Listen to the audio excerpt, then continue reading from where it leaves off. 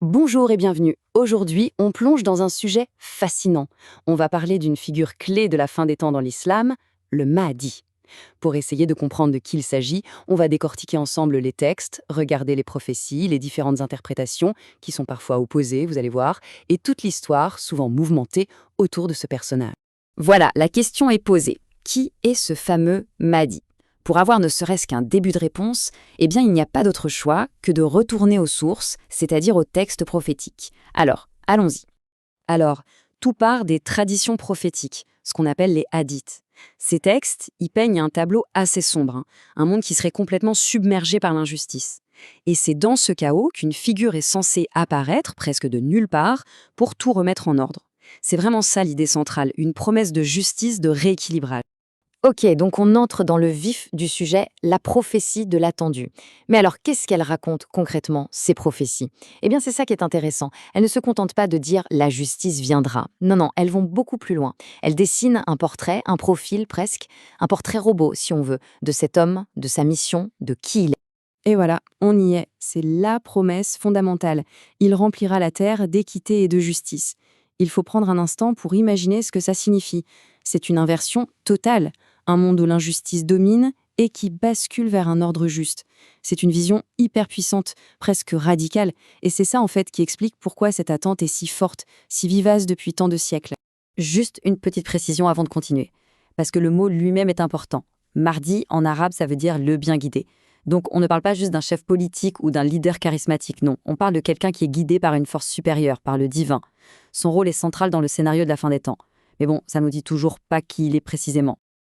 Alors, justement, essayons de construire ce profil. Parce que comme je le disais, les textes ne sont pas vagues du tout. Au contraire, ils donnent des détails physiques, généalogiques, des indices très concrets sur qui est cet homme. Là, c'est un point absolument clé. Il portera mon nom et son père le nom de mon père. C'est une filiation directe, nominale, avec le prophète de l'islam Mahomet. Ça ancre tout de suite le personnage dans une lignée bien précise. Ce n'est pas un inconnu qui surgit, c'est quelqu'un dont l'identité est directement liée à l'origine même de l'islam. Et ça va même plus loin. La prophétie précise «de ma progéniture», l'un des descendants de Fatima. Fatima, c'est la fille du prophète. Donc non seulement il a le même nom, mais il doit aussi faire partie de cette lignée bien spécifique.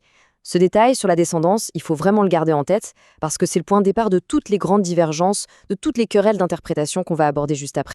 Alors, si on résume tout ça, on a quoi? On a un portrait robot finalement assez précis. Un descendant du prophète, avec un front large, un nez aquilin. Bon, ça, ce sont les traits physiques. Mais surtout, une mission claire, établir la justice. Son règne serait assez court, 7 ou 9 ans selon les textes, mais intense. Et surtout, son arrivée est conditionnée. Il apparaîtrait après la mort d'un dirigeant, d'un calife, et dans une période de grands troubles. Bref, le décor est planté. Bon, jusqu'ici, ça semble assez clair, non? Un profil, une mission. Sauf que c'est là que tout se complique. Parce que si le profil est précis, son identité, ah ça, c'est une autre histoire. C'est l'objet de débats, de divisions profondes. Le texte qu'on analyse met en avant 4 grandes interprétations qui se sont affrontées au fil de l'histoire. Et vous allez voir, on est très très loin du consensus. Alors, ces 4 pistes, quelles sont-elles? La première, c'est que le Mahdi serait en fait Jésus. La deuxième, un calife abbasside. La troisième, un descendant d'El-Hassan, l'un des petits-fils du prophète. Et la quatrième, l'imam caché des Rafidites. 4 théories, 4 visions du monde, chacune avec ses preuves, ses textes. On va les regarder une par une. Commençons par la première, qui est assez déroutante. Le Mahdi serait Jésus. Issa ibn Maryam. L'idée s'appuie sur un hadith, mais la source qu'on étudie nous dit « Attention, ce hadith est considéré comme faible, voire inauthentique ». Une autre façon de l'interpréter, c'est de dire que ça ne veut pas dire qu'il n'y a que Jésus, mais que Jésus serait le plus grand des Mahdis, le plus important. C'est plus nuancé, vous voyez. La deuxième théorie nous plonge en pleine histoire politique. Elle lie le Mahdi à la dynastie des Abbassides, à cause d'une prophétie qui parle d'étendards noirs venant de l'Est, du Khorasan. C'était leur symbole. Mais là aussi, la source nous dit de ne pas aller trop vite. L'idée, c'est que ce calife était peut-être un bien guidé, mais pas le Mahdi final, celui de la fin des temps. C'est un peu la différence entre le Mahdi et un Mahdi, si vous voyez ce que je veux dire. Et on arrive maintenant au cœur du réacteur, aux deux théories qui sont vraiment structurantes et qui correspondent en gros à une division historique majeure. D'un côté, on a la vision qu'on pourrait qualifier de sunnite majoritaire. Le Mahdi viendrait de la lignée d'El-Hassan. Il y a une symbolique très forte derrière ça.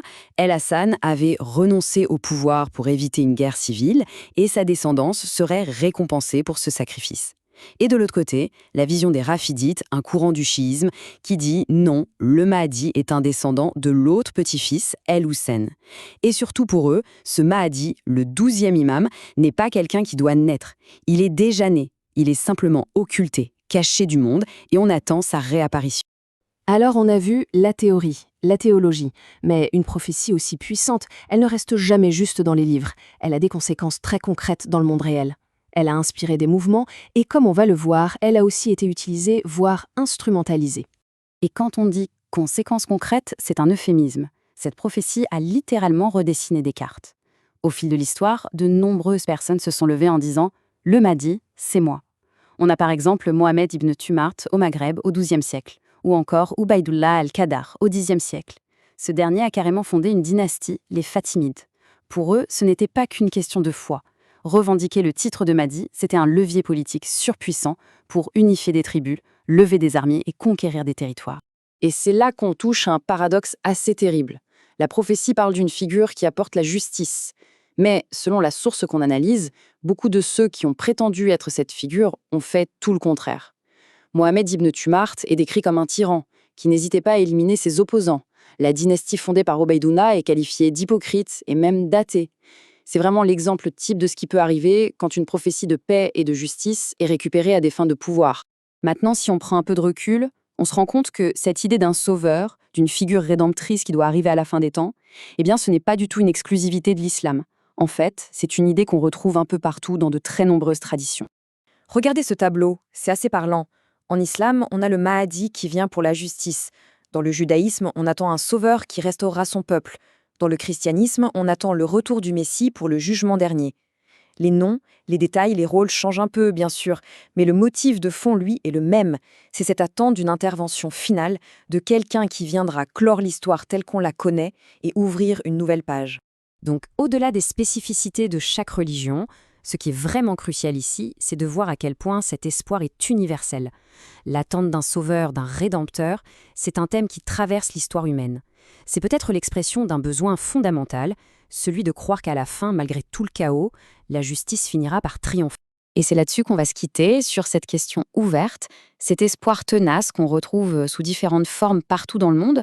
Qu'est-ce qu'il révèle finalement sur nous, sur l'humanité, sur cette quête de justice, cette quête de sens face à un monde qui nous semble souvent chaotique? C'est une question qui, au fond, va bien au-delà de la religion ou de la prophétie. Elle nous renvoie à nous-mêmes. Merci d'avoir suivi cette analyse.